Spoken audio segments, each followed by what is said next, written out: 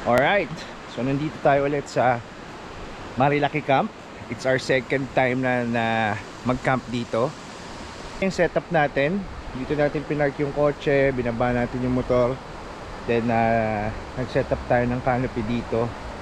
And meron tayong dalang chairs and folding bed. Pero included na tong table saka yung mga monoblock dun sa fee na babayaran mo for day tour or overnight dito. So ito na yung simple setup natin. Nagdala tayo ng mga airsoft kasi meron silang firing range for airsoft. So nagdala tayo ng rifle saka M4 natin, yan, pistols, and then ayan, ito na yung pinaka setup ng lamesa kasama na tong mga monoblock here.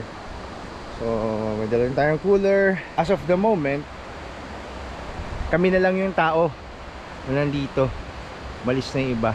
Isa akong video na inikot ko na gamit yung motor, yung lawak ng facility na nandito o yung camping grounds.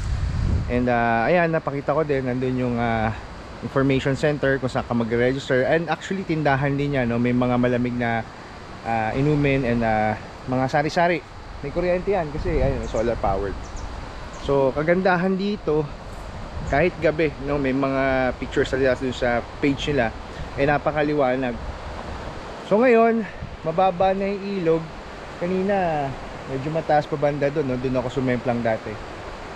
Tapos hindi na dyan yung daan, no? Bali doon na, no? As posted, mamaya po-post ko yung mga separate na dinaanan natin dito, yung river crossing.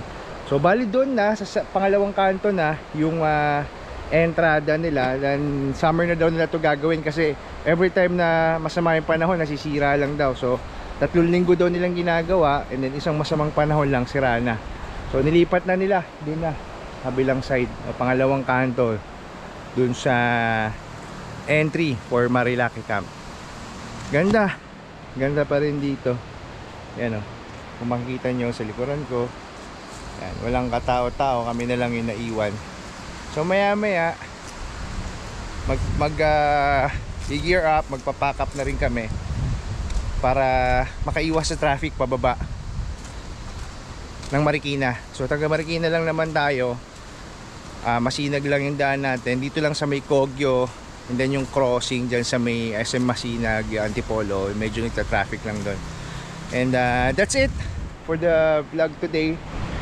Hopefully magkita-kita tayo dito, maganda dito, and binabalik-balikan talaga namin dito kasi number 1 is the place, number 2 is yung service. Siyempre yung accommodation, yung tao, napaka-friendly ng mga staff nila dito, ang dali kausap, ang daling lapitan.